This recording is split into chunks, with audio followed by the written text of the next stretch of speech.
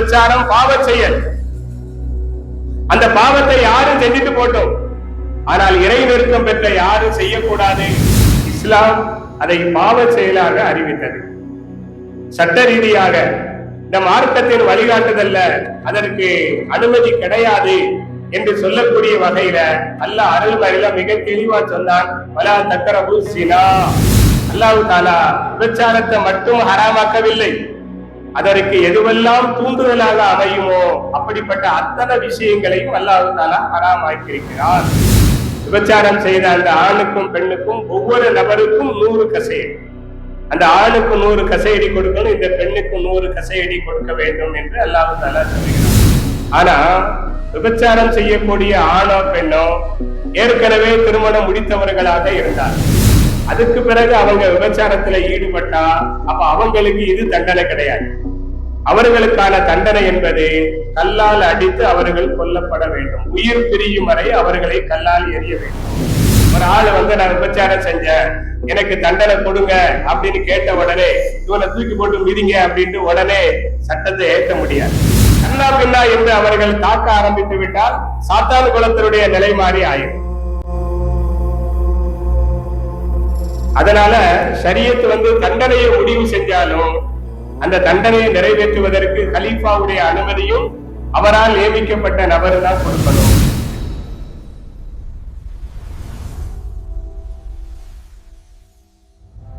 பிஸ்மில்லாஹிர் ரஹ்மானிர் ரஹீம். அல்ஹம்துலில்லாஹி ரப்பில் ஆலமீன். அல்லாஹும்ம ஸல்லி அலா சய்யிதினா வ நபியினா மௌலானா முஹம்மத் வஅலா ஆலிஹி வ அஸ்ஹாபிஹி வ அத்பாஇஹி அஜ்மஈன். அளவற்ற அருளாளனும் நிகரற்ற அன்புடையனுமாகிய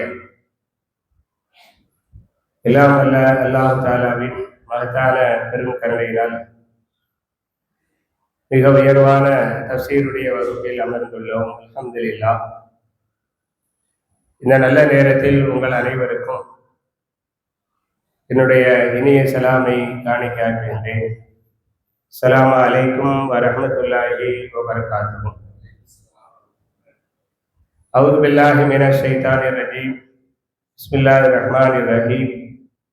சூரத்துன் அன்ஸல்நாஹா வ ஃபரதனாஹா வ அன்ஸல்னா ஃபீஹா ஆயாத்தின் பையினாத்தின் லஅல்லகும் ததக்கரும். இந்த சூறாவை நாம் இறக்கி வைத்தோம், மேலும் இதில் சில சட்டங்களை நாம் கடமையாக்கினோம், மேலும் இதில் தெளிவான அத்தாட்சிகளை நாம் இறக்கி வைத்தோம். அதன் மூலம் நீங்கள் உபதேசம் பெறக்கூடும். அன்பிற்குரிய அல்லாஹ்வின் நல்லடியார்களே, அன்-நூர் என்ற சூறாவின் முதலாவது வசனமாக இந்த வசனம் அமைந்திருக்கின்றது. அல் முஃமினூன் என்ற சூறாவை ஆரம்பித்து சுமார் 40 வாரங்கள் தொடர்ச்சியாக அதிலே உள்ள விளக்கங்களை நாம் பகிர்ந்து கொண்டோம். அல்ஹம்துலில்லாஹ். இப்பொழுது அன்-நூர் என்ற சூறாவை அல்லாஹ்வுடைய கிருபையினால் நாம் ஆரம்பம் செய்திருக்கின்றோம். இந்த சூறா மதீனாவில் அருளப்பட்ட சூறாவாக இருக்கிறது. மதீனாவில் பல்வேறு சந்தர்ப்பங்களில் கொஞ்சம் கொஞ்சமாக இறங்கிய சூறாவாக இந்த சூறா இருக்கின்றது.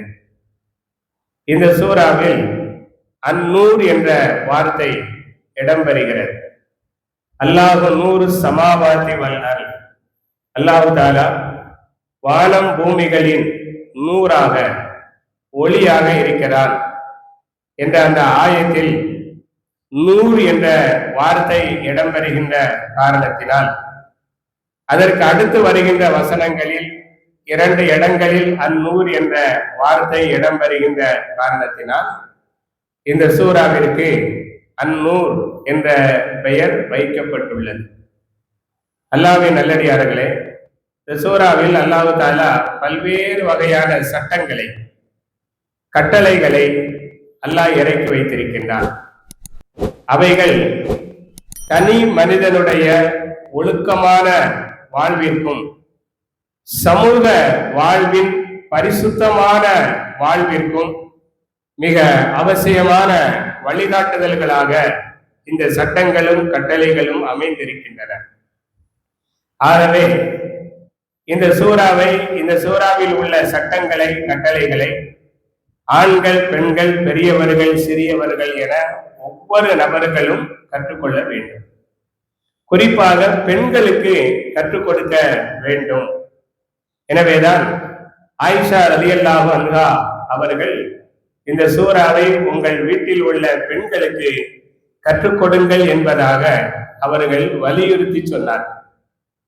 அது மட்டுமல்லாமல் ஹலீஃபா உமர் ரலியல்லாஹு அன்ஹு அவர்கள் தங்களது ஆட்சி காலத்தில் தங்களது ஆளுகைக்கு உட்பட்ட பகுதிகளில் யாரெல்லாம் ஆட்சியாளர்களாக பெரிய பதவியில், சிறிய பதவியில் என்று கவர்னர்களாக, மாவட்ட அதிகாரிகளாக, வட்டார அதிகாரிகளாக யாரெல்லாம் பணியாற்றுகின்றார்களோ அவர்களுக்கு அவ்வப்போது உபதேசங்களை சொல்லி கடிதம் எழுதுவார்கள்.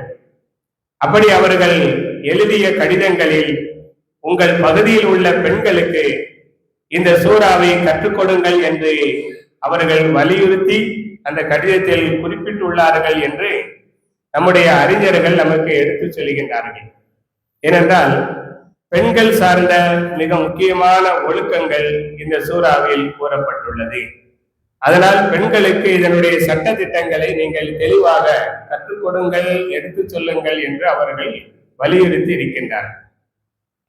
அன்பிற்குரிய அல்லாஹ்வின் நல்லடியார்களே, சூறாவினுடைய 2வது ஆயத்தில் அல்லாஹ் தஆலா சொல்கிறார், அஸ்ஸானியத்து வஸ்ஸானி ஃபஜ்லிது குல்ல வாஹிதின் மின்ஹுமா மியத ஜல்தா.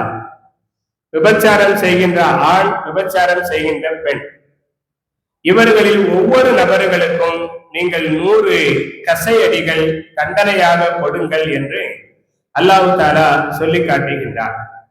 சூறாவிலே பல சட்டங்கள், பல கட்டளைகள் இறக்கப்பட்டுள்ளது என்று சொன்ன அல்லாஹ் தஆலா எடுத்த உடனே முதலாக விபச்சாரம் சம்பந்தமான அந்த சட்டத்தை பற்றி அவன் எடுத்து சொல்லுகிறான்.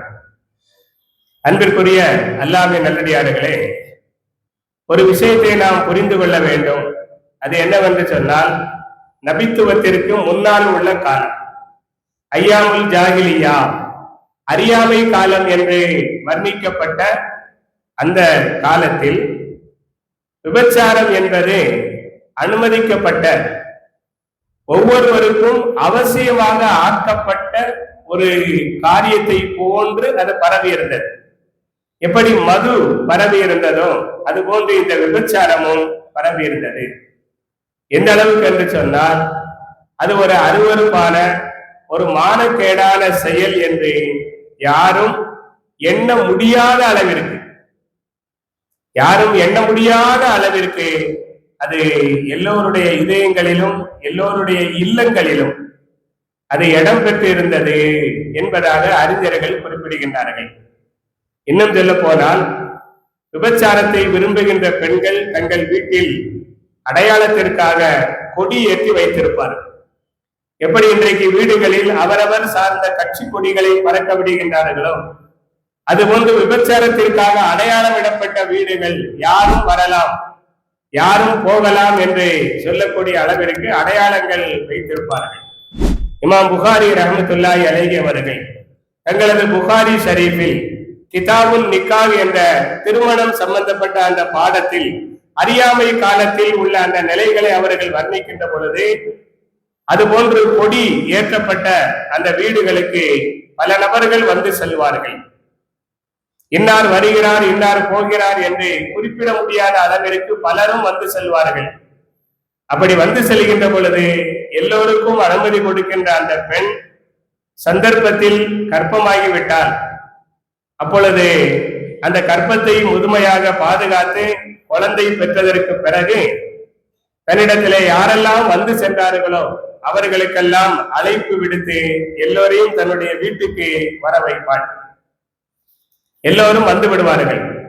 யாரும் நான் வரமாட்டேன், எனக்கும் அதற்கும் சம்பந்தம் இல்லை என்று சொல்ல முடியாது. வந்தவர்கள் எல்லாம் வருவார்கள். எல்லோரும் ஒன்றாக அமர்ந்திருக்கும் பொழுது, நீங்கள் எல்லாம் வந்து சென்ற காரணத்தினால் எனக்கு ஒரு குழந்தை பிறந்திருக்கிறது. இப்ப இந்த குழந்தைக்கு உங்களில் ஒருவர் தான் தந்தை அப்படின்னு சொல்லிவிட்டு அந்த பெண் யாரை கை காட்டி நீங்கள் தான் இந்த குழந்தையின் தந்தை என்று சொல்லுகிறதோ அவர் முழு மனதோடு அந்த குழந்தையை ஏற்றுக்கொண்டு அந்த குழந்தைக்கு நான் தான் தந்தை என்பதாக அவர் ஒப்புக்கொள்வார். ஒப்புக்கொள்ள வேண்டும் என்று அன்றைக்கு ஒரு முறை வைக்கப்பட்டு இருந்தது என்று இமாம் புகாரி ரஹ்மத்துல்லாஹி அலைஹி அவர்கள் கூறுகின்றார்கள். இந்த நபர் தான் தந்தை அப்படின்னு சொல்றது அந்த அம்மா ஒரு குத்து மதிப்பா சொல்றதுதான். 10 பேரு 20 பேரு வந்து சென்றிருக்கிறார்கள் அப்படிங்கும் பொழுது அவர்களை ஒரு ஆளை காட்டியது ஓம் புள்ள அப்படின்னு சொல்றதுனால நிச்சயமாக அது அவர் பிள்ளையாக இருக்க வேண்டும் என்பது கட்டாயம் இல்லை. விபச்சாரத்தில் பிறந்து தந்தை யார் என்று அறியப்படாமல் யாரோ ஒருவரை தந்தை என்று அழைக்கப்படுகின்ற ஒரு நிலை அந்த அறியாமை காலத்தில் இருந்தது. இந்த அளவுக்கு விபச்சாரம் என்பது அனுமதிக்கப்பட்ட, அவசியமாக கருதப்பட்ட, பரவலாக நடக்கின்ற ஒரு செயலாக அன்றைக்கு இருந்தது. ஆனா உண்மை என்ன அப்படின்னு பார்த்தா, எந்த சந்தர்ப்பத்திலும் எந்த காலகட்டத்திலும் விபச்சாரம் என்பது இறைவனால் அனுமதிக்கப்பட்ட ஒரு காரியமாக இருந்ததில்லை. பொதுமக்களால் முழு மனதோடு அது ஏற்றுக்கொள்ளப்பட்ட ஒரு காரியமாகவும் இருந்ததில்லை. அது காலகாலமாக வெறுக்கப்பட்ட ஒரு செயலாகத்தான் இருந்திருக்கிறது. ஆனாலும் வெறுக்கப்பட்ட ஒரு பாவ செயல் பகிரங்கமாக மக்களுக்கு மத்தியில் பரவி வருகின்ற பொழுது இனி தடுக்க முடியாது என்ற காரணத்தினால் எப்படி எல்லோரும் மௌனமாகி விடுவார்களோ அதுபோன்று மௌனமாக ஆக்கப்பட்டதுனாலதான் அது பரவலாக ஆனதை தவிர அதை எல்லோருமே ஏற்றுக்கொண்டார்கள், அது நல்லது என்று பெரும்பாலான மக்கள் கருதவில்லை என்று இந்த ஆயத்து சம்பந்தமான விளக்கம் சொல்லும் பொழுது அறிஞர்கள் குறிப்பிடுகின்றார்கள். முந்தைய நபிமார்களுடைய காலத்திலும் இந்த செயல் ஒரு குற்றமான ஒரு செயலாகத்தான் பொதுமக்களுக்கு மத்தியில் கருதப்பட்டிருந்தது.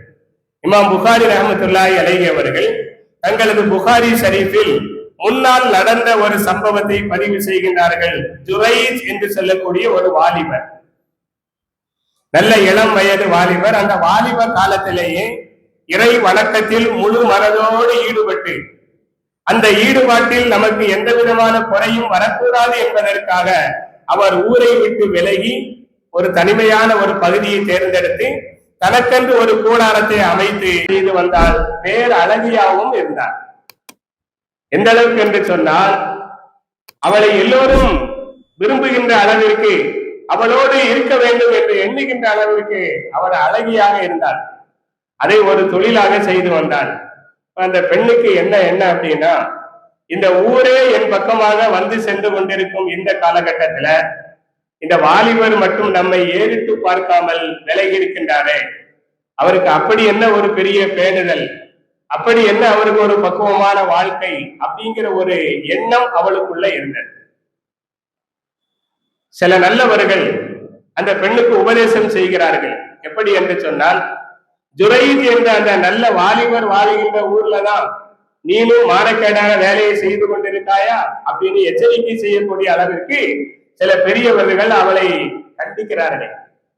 அப்ப அந்த பெண்ணு சொல்லுச்சு, என்ன பெரிய ஜுரைச்சி, நான் நினைச்சா அவரையும் என்னுடைய வலையில் நான் சிக்க வைத்து விடுவேன். அவரை சிக்க வைப்பது அப்படி ஒன்றும் பெரிய பிரமாதமான ஒரு விஷயம் கிடையாது அப்படின்னு சொல்லிட்டு ஜுரைஜ் இருக்கக்கூடிய அந்த இடத்திற்கு வந்து அவருக்கு முன்னால் நின்று கொண்டு தன் பக்கம் அவர் கவனம் திரும்புகின்ற அளவிற்கு சில காரியங்களை செய்கிறாள். ஆனா அவருடைய கவனம் இவள் பக்கம் திரும்பவே இல்லை. கடைசியில் ஏமாந்தவளாக அங்கிருந்து அவள் திரும்பி செல்லும் போது அவன் மனசுல ஒரு என்ன வருதுன்னா, என்னை உதாசீனப்படுத்திய உன்னை அசிங்கப்படுத்தாமல் விடமாட்டேன் அப்படின்ட்டு அந்த காட்டு பகுதியில ஆடு மேய்க்கின்ற ஒரு இடையனிடத்தில் உறவு கொண்டு அதன் மூலமாக ஒரு குழந்தையை கற்பம் தரித்து குழந்தையை பெற்றெடுத்து கொண்டு ஊருக்குள் வருகிறார். வந்து ஒரு பகிரங்கமான ஒரு பச்சை பொய்யை அவன் எப்படி சொல்லுகிறார் என்றால், இந்த குழந்தை யாரு குழந்தை தெரியுமா, நீங்க யார நல்லவர் அப்படின்னு சொன்னீங்களோ அந்த ஜுரைஜின் மூலமாக எனக்கு பிறந்த குழந்தைதான் அப்படின்னு ஒரு பொய்ய சொல்லிவிட்டார்.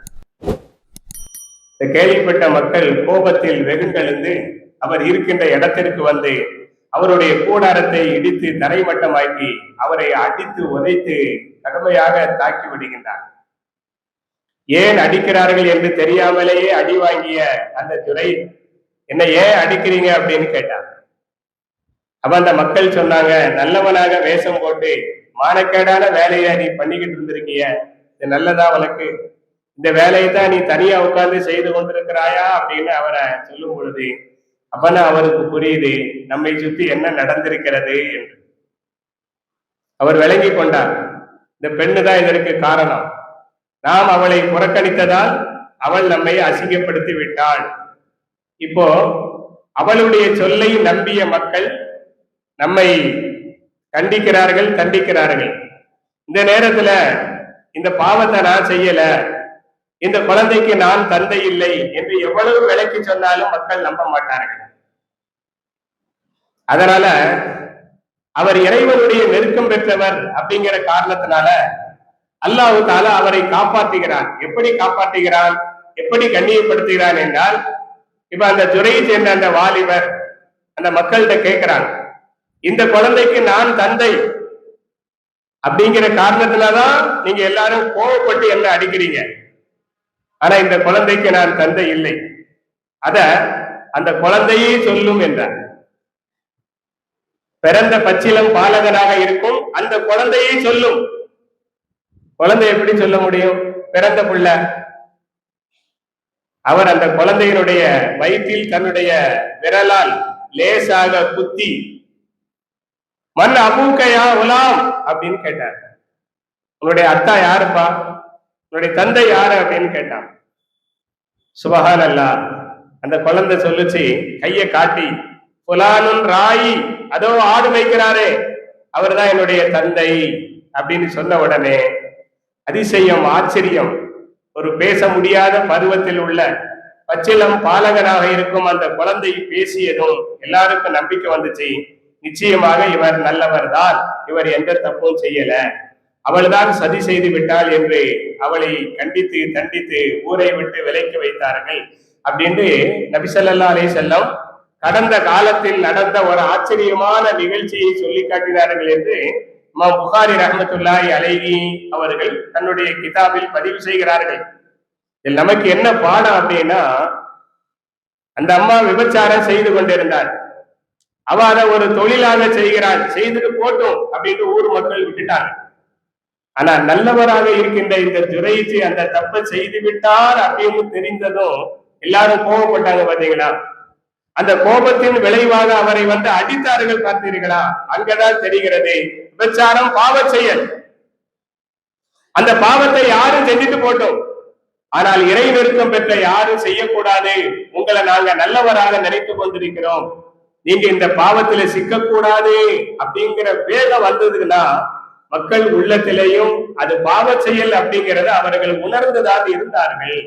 அதனாலதான் அவரை கண்டிப்பதற்காக தண்டிப்பதற்காக விரைந்து வந்தார்கள் என்று நாம் அங்கே புரிந்து கொள்ள முடிகிறது.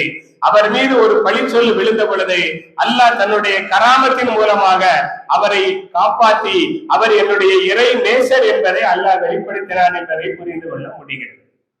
அன்பிற்குரிய அல்லாஹ்வின் நல்லடியார்களே, இதே போன்றுதான் மரியம் அலைஹிஸ்ஸலாம் அவர்கள் ஈசா அலைஹிஸ்ஸலாமை பெற்றெடுத்துக் கொண்டு ஊருக்குள் வருகிறார்கள். மிக விரிவாக அந்த சம்பவத்தை நாம் பார்த்து விட்டோம். மரியமுடைய கையில் ஒரு பிறந்த குழந்தை, பிறந்து சில நாட்களே ஆன ஒரு குழந்தையோடு அவர்கள் ஊருக்குள் வருகிறார்கள். மரியம் அலைஹிஸ்ஸலாமே ஏற்கனவே குழந்தை உண்டான நேரத்திலேயே யா லைத்தனி மித்து கபுலஹாதா வ குன்து நசியம் மன்சியா, ஊருக்கு வெளியில எண்ணெய் சுத்தப்படுத்துவதற்காக வந்த இடத்துல இப்படியா ஒரு குழந்தை என் வயிற்றுக்குள்ள வரணும், இதற்கு முன்னாலேயே நான் மரணித்து மண்ணோடு மண்ணாகி மக்கள் மரங்களிலிருந்து மறக்கடிக்கப்பட்ட ஒரு பொருளாக நான் ஆகியிருக்க கூடாதா அப்படின்ட்டு வயிற்றுக்குள்ள குழந்தை வந்ததுமே நினைச்சாங்க. அவங்களுக்கு தெரியும் இது அல்லாஹ் கொடுத்த குழந்தை. ஜிப்ரீல் அலைஹிஸ்ஸலாம் தெளிவா சொல்லிட்டாங்க, கால ரப்பிக்கு, உங்கள் இறைவன் சொல்லுகிறான், அலைய ஹய்யின், இது எனக்கு ரொம்ப லேசான காரியம், கணவன் இல்லாமல் ஒரு பெண்ணுடைய வயிற்றில் குழந்தையை உருவாக்குவது என்பது எனக்கு லேசான காரியம், அவரை நான் ரஹ்மத்தாக ஆக்குகிறேன், இந்த உலகத்திற்கு நான் இறைவன் என்பதற்கான ஆதாரமாக ஆக்குகிறேன் அப்படின்னு அல்லாஹ் சொல்லிட்டான். அவங்களுக்கு அந்த நம்பிக்கை வந்துருச்சு. ஆனாலும் இந்த உலகத்துல இது அல்லாஹ்வுடைய அத்தாட்சி, இது அல்லாஹ்வுடைய ரஹமத்து அப்படின்னு சொன்னா மக்கள் நம்புவாங்களா? அப்படி நம்பக்கூடிய அளவிற்கு அவர்கள் பண்பட்டவர்களா? அப்படி ஒரு சிக்கல் எனக்கு வந்திருக்க வேண்டாமே அப்படின்னு அவர்கள் ஒரு மனிதனாக யோசிச்சு அதுக்கு பின்னாலே என்ன கஷ்டமெல்லாம் வரப்போகுது அப்படிங்கிற நினைத்து அவர்கள் சொன்ன வார்த்தை தான் இந்த சம்பவம் நடக்கிறதுக்கு முன்னாலேயே நான் மண்ணோடு மண்ணா போயிருக்கணுமே அப்படின்னு சொல்லி. ஏன்னா எவ்வளவு நல்லவராக மக்கள் நம்மளை நினைக்கிறாங்களோ நம்ம மேல அவங்க அதிருப்தி அடைந்து விட்டால் அவ்வளவு மோசமாக நம்மை விமர்சிப்பார்கள், நம்மை அவர்கள் கண்டிப்பார்கள் அல்லது தண்டிப்பார்கள். இது உலகத்துல உள்ள நியதி. குழந்தையை தூக்கிட்டு ஊருக்குள்ள வரும் பொழுது என்ன செய்யணும் அப்படிங்கறத அல்லாஹ் தஆலா சொல்லிட்டான். நீங்க குழந்தைய கையில கொண்டு போங்க, ஆனா யார்கிட்டையும் பேசாதீங்க. எல்லாரும் உங்கள்ட்ட பேசுவாங்க, நீங்க யார்கிட்டையும் என்ன செய்யக்கூடாது, பேசக்கூடாது. இன்றைக்கு பேசா நோன்பு நான் வைத்திருக்கிறேன், விரதம் அப்படின்னு சொல்லிட்டு நீங்க மௌனமாக இருங்க, மற்றெல்லாம் நான் பார்த்துக் கொள்கிறேன் என்று அல்லாஹ் சொல்லி அனுப்பினான். குழந்தையோட ஊருக்குள்ள வாரான். திருமணம் முடிக்காத பரிசுத்தமான பெண் என்று அறியப்பட்ட பைத்துல் முக்கத்தஸ் என்ற இறை இல்லத்தில் வைத்து வளர்க்கப்பட்ட எல்லோராலும் அல்லாஹ்வினுடைய அருள் பெற்ற குழந்தை என்று கண்ணியப்படுத்தப்பட்ட மரியமுடைய கையில ஒரு குழந்தை இருக்குது. ஊருக்குள்ள வரும் பொழுது அந்த ஊர் மக்கள் குழந்தைய பார்த்ததுமே அவங்க அதிர்ச்சி அடைந்து அவங்க மரியம் அலைஹிஸ்ஸலாம்கிட்ட கேட்ட வார்த்தை என்ன தெரியுமா? யா மரியம் லகதி ஜீதி ஷையன் ஃபரியா, மரியமே இப்படி ஒரு அருவருப்பான ஒரு வேலையை நீ செய்து கொண்டு வந்து விட்டாய். அது மட்டுமா சொன்னாங்க, யா உக்த ஹாரூன் மாகான அபூ கிம்ரா சவீன் வமாகானத்து உம்முகி பகியா. ஹாரூன் அலைஹிஸ்ஸலாமுடைய வழியில் வந்த மரியமே, இப்படி ஒரு தப்பான காரியத்தை பண்ணிட்டு வந்துட்டிய.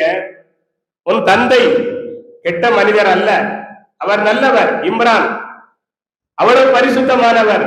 ஒமாகானத்து உம்முகி பகியா, உன்னுடைய தாய் அண்ணா, அவங்க விபச்சாரி கிடையாது, அவங்களும் பரிசுத்தமான பெண். நல்ல தந்தைக்கும் நல்ல தாய்க்கும் பிறந்த நீங்க இப்படி தப்பான வேலையை பண்ணிட்டு வரலாமா அப்படின்னு அந்த மக்கள் கண்டித்தார்கள் என்று அல்லாஹ் தஆலா சொல்லி காட்டுகிறார். அன்பிற்குரிய அல்லாஹ்வின் நல்லடியார்களே, நல்ல வழி தோன்றல்ல ஹாரூன் என்ற நல்ல மனிதனுடைய வம்சத்துல நல்ல தாய் தகப்பனுக்கு பிறந்து நல்ல பிள்ளையாக வளர்ந்த நீங்களா இப்படி ஒரு மானக்கேடான காரியத்தை பண்ணிட்டு வந்திருக்கீங்க அப்படின்னு அந்த மக்கள் கேட்கிறார்கள் என்று சொன்னா அதுல இருந்து நாம் புரிந்து கொள்ளக்கூடிய விஷயம் என்னன்னா, மக்கள் மனசுல விபச்சாரம் என்று ஒரு செயல் பரவி இருந்தாலும் அது தப்பான செயல்தான், அது அருவருப்பான செயல்தான் அப்படிங்கிற ஒரு உணர்வு இருந்தது. அப்படி இருந்ததுனாலதான் இந்த வார்த்தையை சொல்லி மரியம் அலைஹிஸ்ஸலாம் அவங்கள்ட்ட விளக்கம் கேட்கிறார். அந்த ஊர் மக்களில் சிலர் மரியம் மீது பரிதாபப்பட்டார்கள். அந்த ஊர் மக்களில் சிலர் மரியம் அலைஹிஸ்ஸலாம் மீது பழி சுமத்தினார்கள். அனைவரின் சந்தேகத்தை போக்கும் வகையில் மரியம் அலைஹிஸ்ஸலாம் மீது விழுந்த அந்த கரையை நீக்கும் வகையில் அல்லாஹ் தஆலா ஈசா அலைஹிஸ்ஸலாமை பேச வைத்தார்.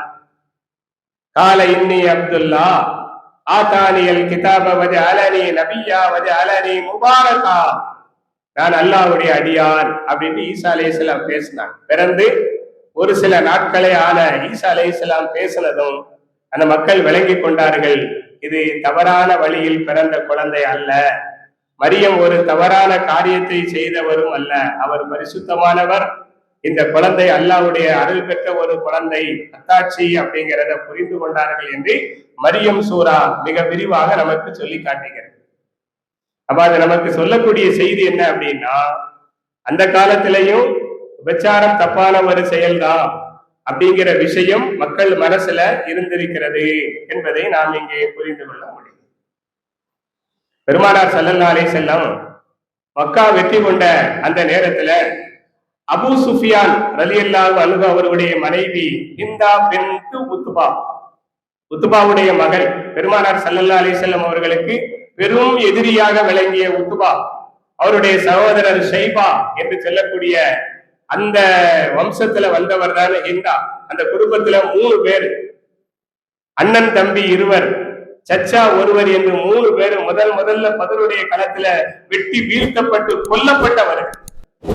அதனால ஹிந்தாவுடைய மனசுல பெருமானாரின் மீது ஒரு கடும் பகை இருந்துகிட்டே வந்துச்சு. என்னுடைய தந்தை, என்னுடைய சிறிய தந்தை, என்னுடைய பாட்டனார் 3 பேரையும் ஒரே நேரத்துல பதில கொண்டுட்டாங்களே அப்படிங்கிற வெறி அந்த அம்மாவுடைய மனசுல இருந்து கொண்டே இருந்தது.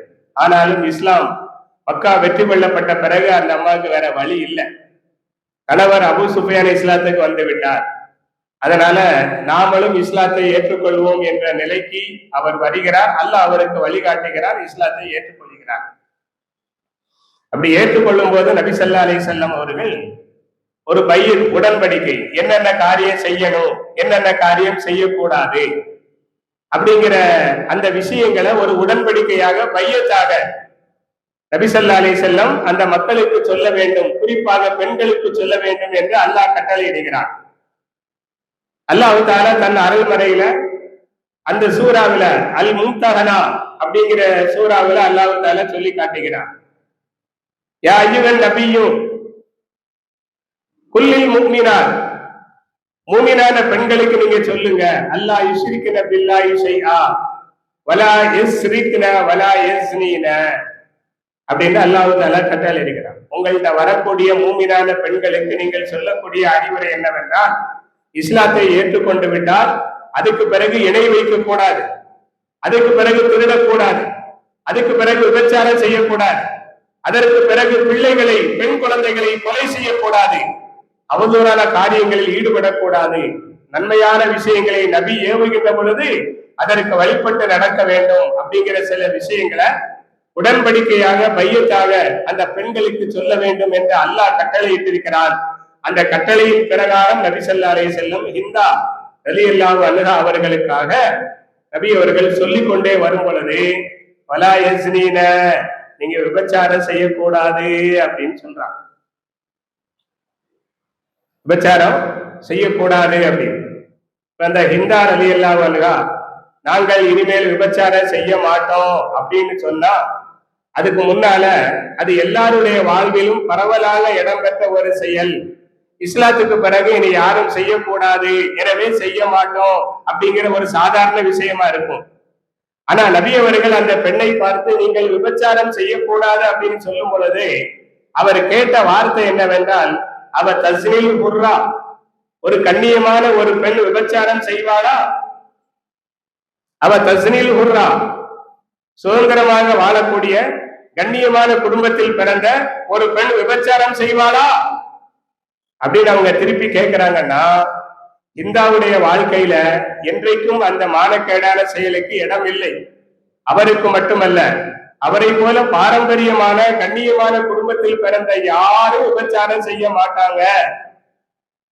ஆகையினால் அந்த விஷயத்தை எங்களுக்கு நீங்கள் சொல்ல வேண்டிய அவசியமே இல்லை, நாங்கள் ஏற்கனவே விலகி இருந்தோம், இனியும் நாங்கள் விலகி இருப்போம் அப்படின்னு சொல்லக்கூடிய அளவிற்கு அந்த பெண் அந்த வார்த்தையை கேட்டார் என்று அறிஞர்கள் சொல்லும் பொழுது இந்த வார்த்தை நமக்கு சொல்லக்கூடிய செய்தி என்னவென்றால், நல்ல பெண்மணிகள் இது போன்ற மானக்கேடான காரியத்துல அந்த காலத்திலேயும் ஈடுபட்டது இல்லை என்பது தெளிவாக தெரிகிறது.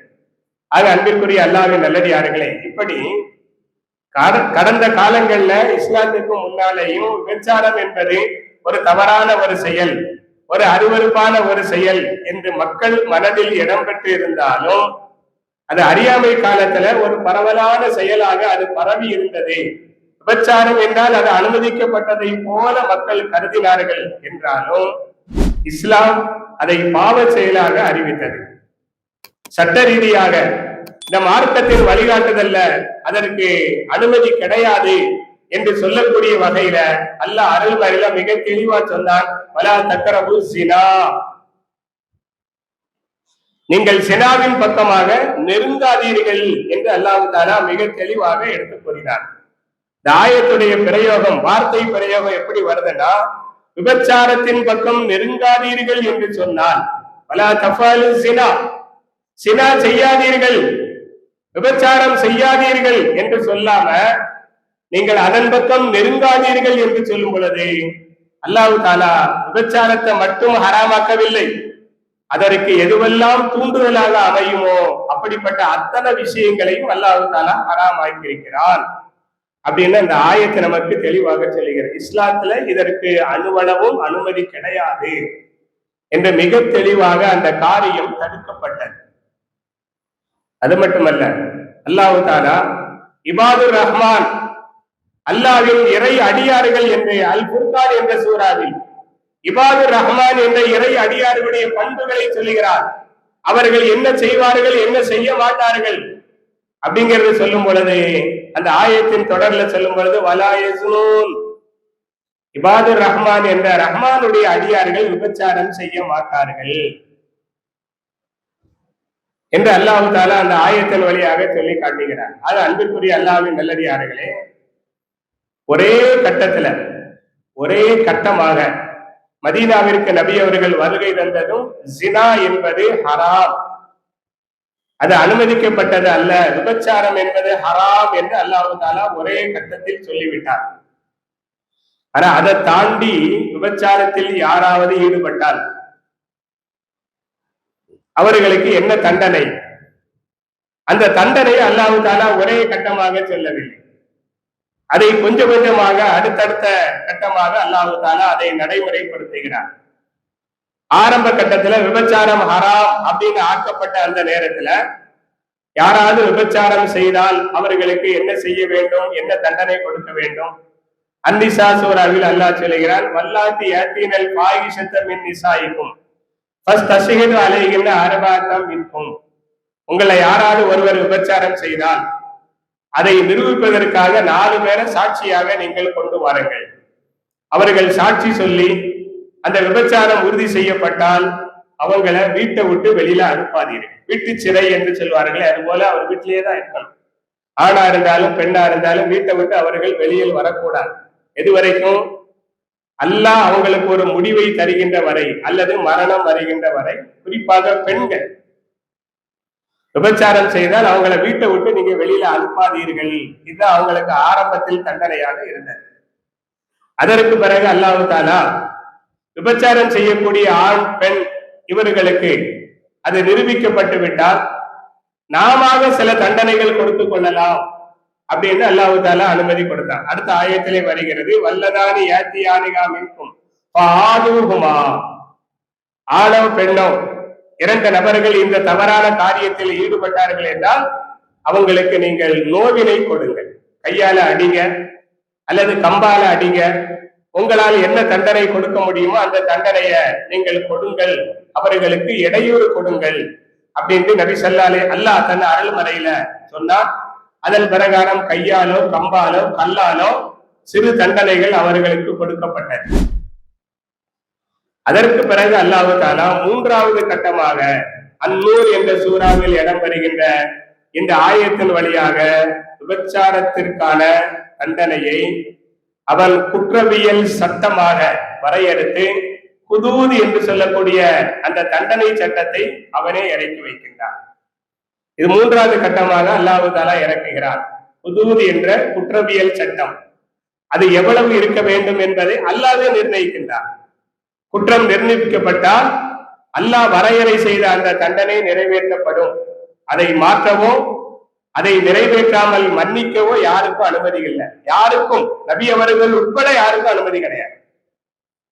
அந்த காரியம் என்பது உறுதி செய்யப்பட்டு விட்டால், உறுதி செய்யப்பட்ட பிறகு அந்த தண்டனையை நிறைவேற்றுவதுதான் நபி அவர்களுக்கும் சரி, அவங்களுக்கு பின்னால் வந்த ஆட்சியாளர்களுக்கும் சரி கடமையை தவிர அதை தள்ளி போடுவதற்கோ அதை குறைப்பதற்கோ அதை மன்னிப்பதற்கோ அனுமதி கொடுக்கப்படவில்லை. அப்படி அனுமதி கொடுக்கப்படாத இறைவன் வரையறுத்த சட்டம் தான் ஹுதூத் என்ற குற்றவியல் சட்டம். அன்பிற்குரிய அல்லாஹ்வின் நல்லடியார்களே, அது எப்படிப்பட்ட சட்டங்கள் என்றால், ஒன்று ஹத்துல் ஸினா, விபச்சாரத்திற்கான தண்டனை.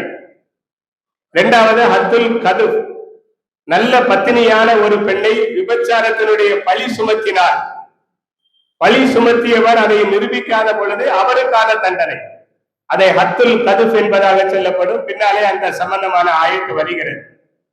3வது ஹத்து சிர்கா, திருட்டு.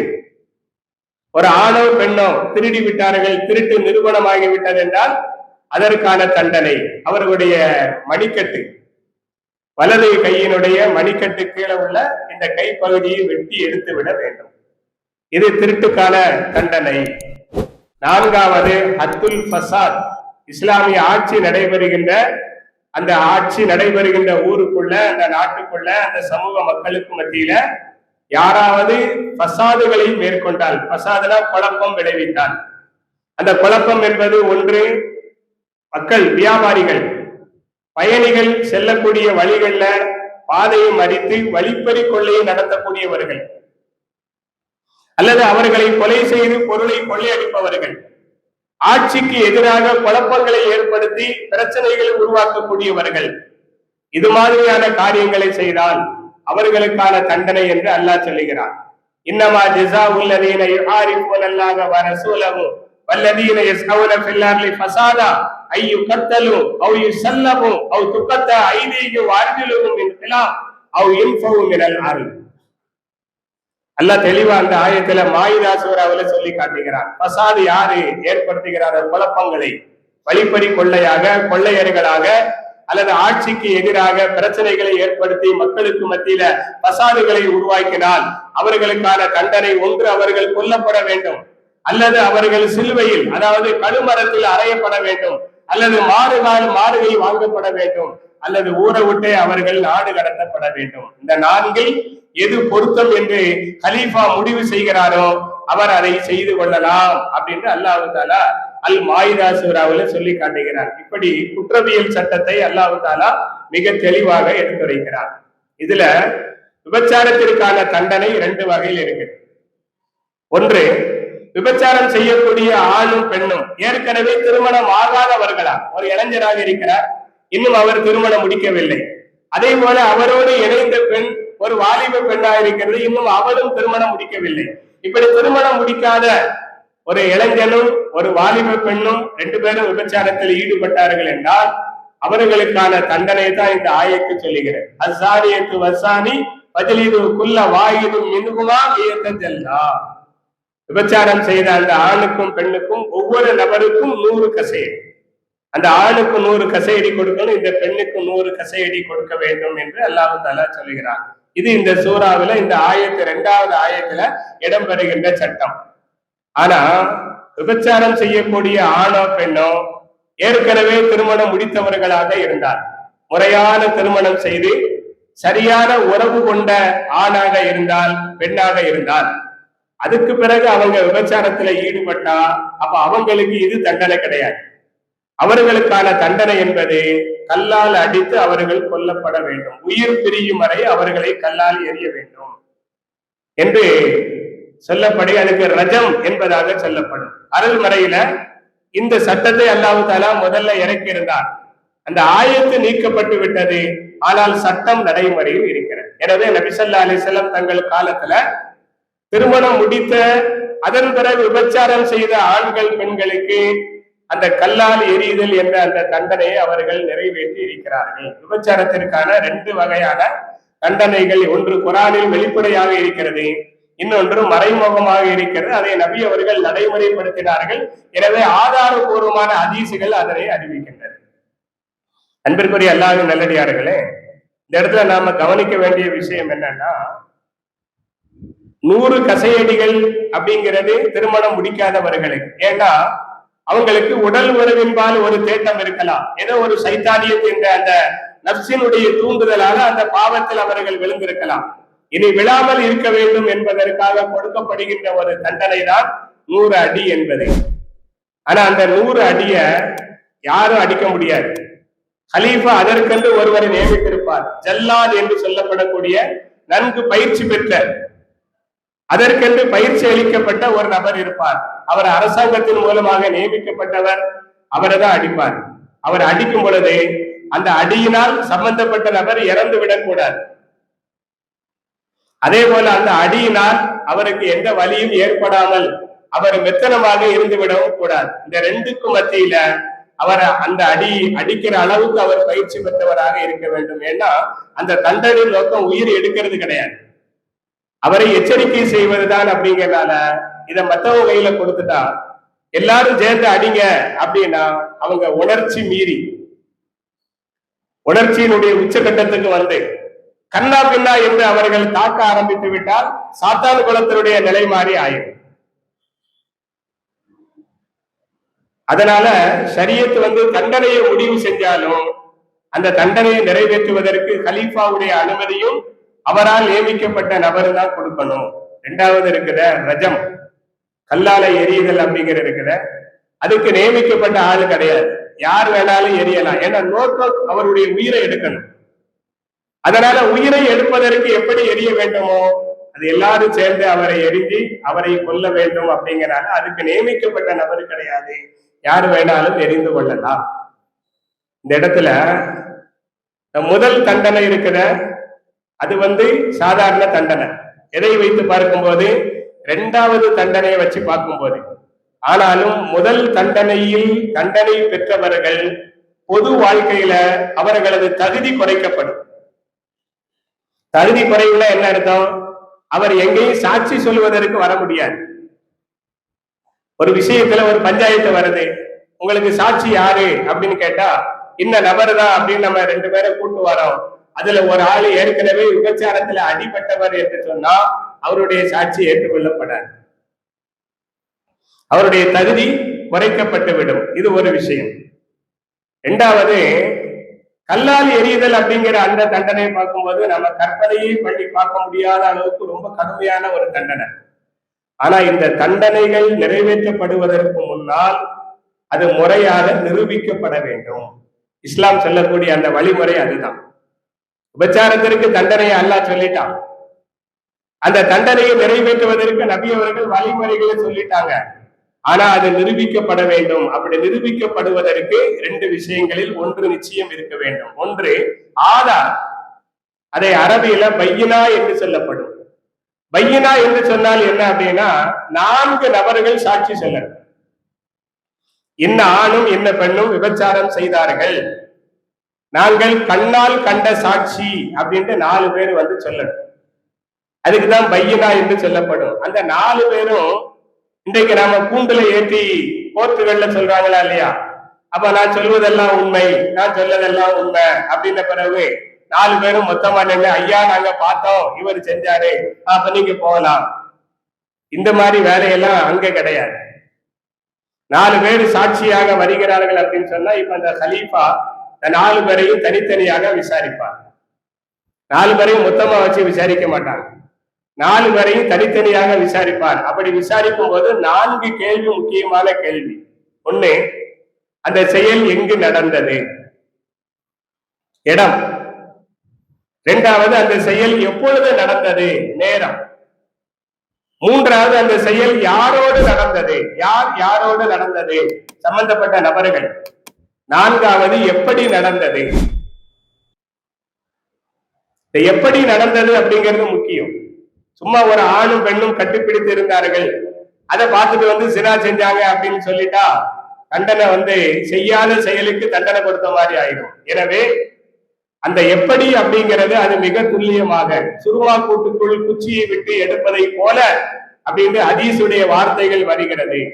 இந்த 4 விஷயத்திற்கும் 4 பேரும் கொஞ்சம் கூட மாற்றம் இல்லாமல் ஒரே மாதிரியாக பதில் சொன்னால் தான் அது ஏற்றுக்கொள்ளப்படும். 4 விஷயத்துல 4 பேர்ல ஒரு ஆளு எதையாவது ஒண்ண மாத்தி சொன்னார்னா 4 பேரும் பொய்யர்கள் என்று கருதப்படும். 4 பேரும் பொய்யர்கள். பொய்யர்கள் அப்படின்னா போயிட்டு வாங்கன்னு விட முடியாது. அவர்கள் ஒவ்வொருவர் முதுகை 80 கசையடி கொடுக்கப்படும். பொய் சாட்சி சொல்ல வந்ததற்காக அவர்கள் ஒவ்வொருவர் முதுகிலையும் 80 கசையடிகள் கொடுக்கப்படும். எனவே எந்த சந்தர்ப்பத்திலும் புனையப்பட்ட இட்டுக்கட்டப்பட்ட அவதூறான விஷயங்களுக்காக சாட்சி சொல்ல வந்துவிடக் கூடாது என்பதற்காக சாட்சியாளர்கள் விஷயத்துல இப்படி கேட்கப்படும். இதை கேட்கப்படுறதுக்கு முன்னால அவர்கள் யார் என்று தனிப்பட்ட முறையில் விசாரிக்கப்படும். 4 பேர் வந்துட்டாங்க. ரமானி அவரை முதல் தெரு 1, ரமானி அவரை 2ஆம் தெரு 2, பசனா தெரு வடக்கு தெரு 3, புது தெரு அப்படின்ட்டு 4 பேர் வந்திருக்காங்க. அப்படின்னா இப்போ முதல் தெருவுக்கு ஆள் அனுப்புவாங்க. இன்ன வீட்டுல வசிக்கக்கூடிய இன்ன குடும்பத்தை சார்ந்த இன்ன மனிதனை பத்தி உங்களுடைய அபிப்பிராயம் என்ன அப்படின்னு விசாரிக்கப்படும். இது மறைமுகமா நடக்கும். காசி கலீஃபா ஆள் அனுப்பி விசாரிக்க சொல்லுவார். அப்ப அவர் நல்ல மனுஷன் தாங்க, அவருடைய நடத்தை சரியானது, அவருடைய வார்த்தை உண்மையானது அப்படின்னு சான்று கொடுத்த பிறகுதான் அவர் சாட்சியாக ஏற்றுக்கொள்ளப்படுவார். அவரா அந்த ஆளு புழுமுனிலா அப்படின்னு சொல்லிட்டாங்க அப்படின்னா இப்ப அந்த சாட்சி ரத்து செய்யப்படும். 4 பேர்ல ஒரு ஆளு தள்ளுபடி பட்டாலும் மொத்த சாட்சியும் தள்ளுபடி ஆகும். அதனால அதுவும் விசாரிக்கப்படும். இப்படியெல்லாம் விசாரிக்கப்பட்டு 4 நபர்களும் நன்னடத்தையாளர்கள் என்று சான்று பகன்ற பிறகுதான் அவர்கள் சாட்சிக்காக ஏற்றுக்கொள்ளப்படுவார்கள். அதற்கு பிறகு விசாரிக்கப்படும். அதில் ஒருமித்த நிலை ஏற்படும் பொழுதுதான் இந்த விபச்சாரம் நிரூபிக்கப்படும். இது சாட்சியின் அடிப்படையில சம்பந்தப்பட்டவர்கள் மறுக்கும் பொழுது, விபச்சாரம் செய்த ஆணும் பெண்ணும் மறுக்கும் பொழுது, நான் செய்யல அப்படின்னு மறுக்கும் பொழுது இந்த சாட்சிகள் வந்தால் இது இப்படி விசாரிக்கப்படும் அப்படிங்கிறது சட்டம். 2வது என்னன்னா, சம்பந்தப்பட்ட நபரே வருகிறார், நான் விபச்சாரம் செஞ்சேன், எனக்கு அதற்குரிய தண்டனை கொடுங்க அப்படின்னு கேட்டு வந்தால் அதற்கு பெயர் இக்ரார் அப்படின்னு சொல்லப்படும். ஒப்புக்கொள்ளுதல், தானே ஒப்புக்கொள்ளுதல். அதற்கும் சட்டம் வரையறுக்கப்பட்டிருக்கு. ஒரு ஆளு நான் விபச்சாரம் செஞ்சேன், எனக்கு தண்டனை கொடுங்க அப்படின்னு கேட்ட உடனே இவனை தூக்கி போட்டு மிதிங்க அப்படின்ட்டு உடனே சட்டத்தை ஏற்ற முடியாது. இவருக்கு கல்லால அடிங்க அப்படின்னு சட்டத்தை ஏற்ற முடியாது. கசையடி கொடுங்கள் அப்படின்னு சொல்ல முடியாது. அதுக்கும் வழிமுறை இருக்கு.